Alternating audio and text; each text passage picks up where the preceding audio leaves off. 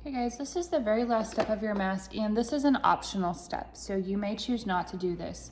As you're wearing this, you'll notice that this does not, the edges don't fit real tight against the side of your face. So if you prefer to have that a little bit tighter on your face and actually make contact so there's no gap, what you have to do is add one pleat. In order to do that, on this side, okay, so this is the side. You're going to basically fold in half, so kind of find that center point, and then you're gonna take that center point and just kind of fold it again. So again, I'm gonna try to get closer. Okay, so you're just gonna kind of find your center point, so it's right there. And I'm just gonna fold on that center point and then kind of push it down. Okay, so I kind of fold on the center and then fold it a little bit more. So I'm essentially making one little box pleat. So at this point, what I'll do is I'll put a pin in order to make sure that that stays in place. And it looks like that. I'm gonna come over on the other side and do the same thing. Again, kind of finding my center point and then folding down. You do wanna make sure that your pleats are both going in the same direction. So this one's folded over and this one's folded over in the same direction. I'm gonna put a pin in that one.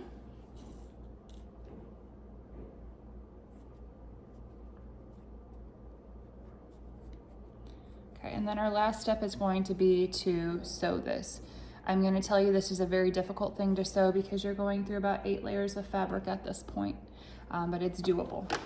So again, we're gonna make sure we add the smallest straight stitch. So either a 2 or a 6 will be the one what you'll be doing. We're going to try to just connect our stitch that we already made. So connecting from here and then just kind of going straight down. So you're gonna try to connect, and that was again a 1/4 inch seam.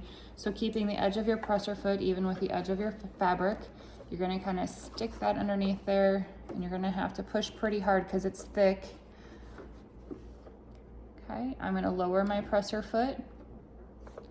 And then at this point, because I have this wad of fabric is actually underneath of the presser foot, I'm gonna go ahead and remove my pin so that I don't hit it. And then I'm just gonna sew straight.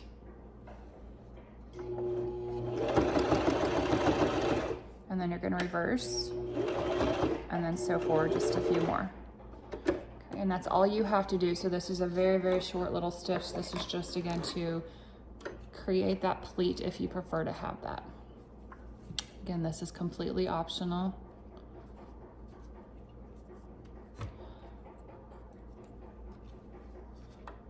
I'm gonna cut all my threads off.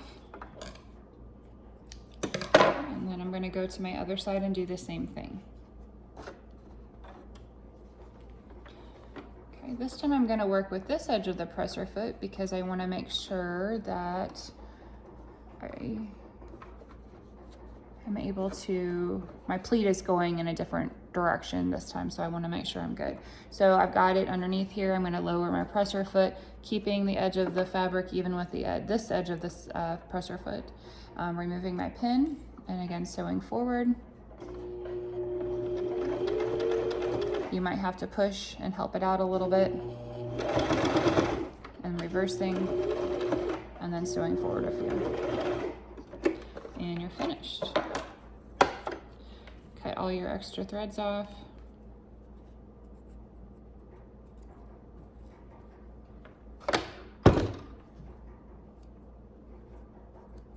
Alright, so when you're finished, you now have a face mask that has, again, just this one little box pleat on each edge.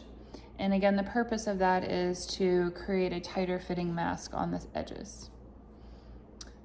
All right, and you finally have your completed face mask.